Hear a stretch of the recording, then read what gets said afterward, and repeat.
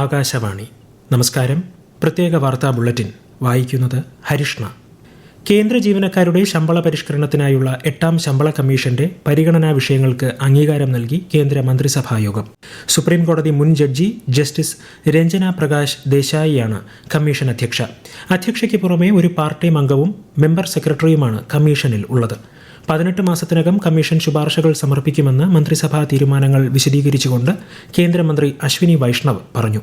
50 ലക്ഷം കേന്ദ്ര ജീവനക്കാർക്കും 69 ലക്ഷം പെൻഷൻകാർക്കുമാണ് പരിഷ്കരണത്തിന്റെ പ്രയോജനം ലഭിക്കുക. 2025-26 റാബി സീസണിലേക്ക് ഫോസ്ഫേറ്റ്, പൊട്ടാഷ്യം രാസവളങ്ങൾക്ക് പോഷകാധിഷ്ഠിത സബ്സിഡിയും മന്ത്രിസഭ പ്രഖ്യാപിച്ചു.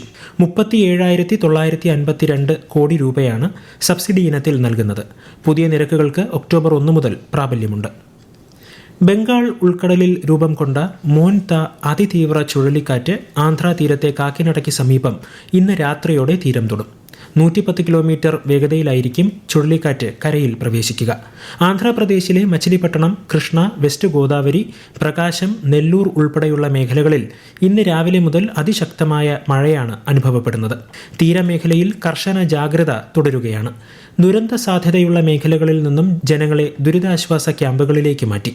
ഒഡീഷ, തമിഴ്നാട്, പുതുച്ചേരി തീരങ്ങളിലും കർശന ജാഗ്രത തുടരുകയാണ്. ചുഴലിക്കാറ്റിന്റെ പശ്ചാത്തലത്തിൽ ഇന്ത്യൻ റെയിൽവേ വിവിധ ട്രെയിൻ സർവീസുകൾ റദ്ദാക്കുകയും വഴിതിരിച്ചുവിടുകയും ചെയ്തിട്ടുണ്ട്. 67ാമത് സംസ്ഥാന സ്കൂൾ കായിക മേളയ്ക്ക് സമാപനമായി.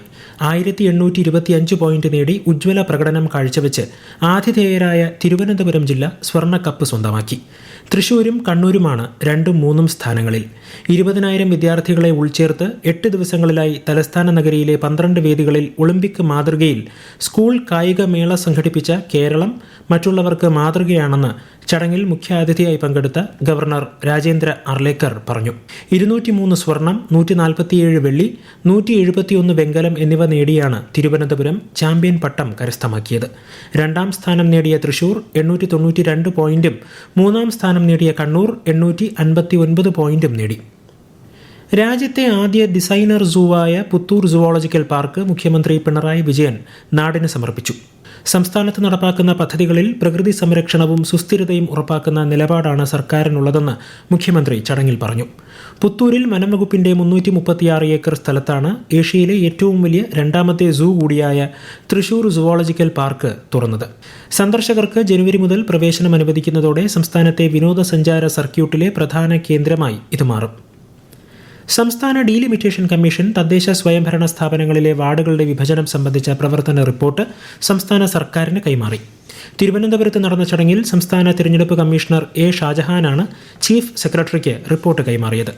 ഡീലിമിറ്റേഷൻ കമ്മീഷൻ റിപ്പോർട്ടിലുള്ള ശുപാർശകൾ സർക്കാർ അതീവ ഗൗരവത്തിൽ തന്നെ പരിഗണിക്കുമെന്ന് റിപ്പോർട്ട് ഏറ്റുവാങ്ങിക്കൊണ്ട് ചീഫ് സെക്രട്ടറി പറഞ്ഞു. പൊതു സ്വകാര്യ സ്ഥാപനങ്ങളെയും വിനോദസഞ്ചാര കേന്ദ്രങ്ങളെയും പൊതുസ്ഥലങ്ങളെയും ശുചിത്വത്തിന്റെ അടിസ്ഥാനത്തിൽ ജനങ്ങൾക്ക് വിലയിരുത്തി ഗ്രേഡ് ചെയ്യാനുള്ള ഗ്രീൻ ലീഫ് റേറ്റിംഗിന് സംസ്ഥാനത്ത് നാളെ തുടക്കം. ഉദ്ഘാടനം മന്ത്രി എം. പി. രാജേഷ് തിരുവനന്തപുരത്ത് നിർവഹിക്കും.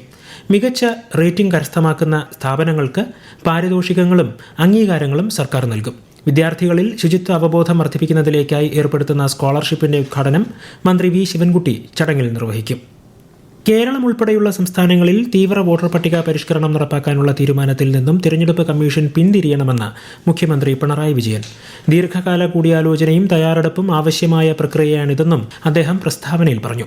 സംസ്ഥാനത്ത് തദ്ദേശ തിരഞ്ഞെടുപ്പ് നടക്കാനിരിക്കെ തീവ്ര വോട്ടർ പട്ടിക പരിഷ്കരണം നടപ്പാക്കാനുള്ള തീരുമാനം തിരഞ്ഞെടുപ്പ് കമ്മീഷൻ പുനഃപരിശോധിക്കണമെന്ന് പ്രതിപക്ഷ നേതാവ് വി. ഡി. സതീശനും ആവശ്യപ്പെട്ടു. ഇന്ന് ആരംഭിച്ച് 2026 ഫെബ്രുവരി 7 അവസാനിക്കുന്ന വിധത്തിലാണ് കേരളം ഉൾപ്പെടെ 12 സംസ്ഥാനങ്ങളിൽ SIR നടപ്പാക്കുന്നത്. സേനയിലേക്ക് പുതുതായി വരുന്നവർ അനുദിനം മാറിവരുന്ന സാങ്കേതിക രംഗത്തെ മാറ്റങ്ങൾ മനസ്സിലാക്കി പ്രവർത്തിക്കണമെന്ന് സംസ്ഥാന പോലീസ് മേധാവി റവാഡ ആസാദ് ചന്ദ്രശേഖർ പറഞ്ഞു. കേരള പോലീസ് അക്കാദമിയിൽ നടന്ന സംയുക്ത പാസിംഗ് ഔട്ട് പരേഡിന്റെ അഭിവാദ്യം സ്വീകരിച്ച് സംസാരിക്കുകയായിരുന്നു അദ്ദേഹം. സംസ്ഥാനത്ത് ശക്തമായ മഴ തുടരുമെന്ന് കേന്ദ്ര കാലാവസ്ഥാ വകുപ്പ്. തിരുവനന്തപുരം മുതൽ തൃശൂർ വരെയുള്ള 8 ജില്ലകളിൽ ഇന്നും നാളെയും മഞ്ഞ ജാഗ്രത പ്രഖ്യാപിച്ചു. ശക്തമായ കാറ്റും മോശം കാലാവസ്ഥയും കണക്കിലെടുത്ത് കേരള, ലക്ഷദ്വീപ് തീരങ്ങളിൽ ഇന്നും കർണാടക തീരത്ത് ഇന്നും നാളെയും മത്സ്യബന്ധനത്തിന് വിലക്കേർപ്പെടുത്തി. ജലനിരപ്പ് ഉയർന്ന സാഹചര്യത്തിൽ തിരുവനന്തപുരം അരുവിക്കര ഡാമിന്റെ 1 മുതൽ 5 വരെയുള്ള ഷട്ടറുകൾ 15 സെന്റിമീറ്റർ വീതം തുറന്നു. പേപ്പാറ ഡാമിന്റെ ഷട്ടറുകളും തുറന്നിട്ടുണ്ട്. ജാഗ്രത പാലിക്കുക. പ്രത്യേക വാർത്താ ബുള്ളറ്റിൻ കഴിഞ്ഞു. അടുത്ത വാർത്താ പ്രക്ഷേപണം നാളെ രാവിലെ 6:45.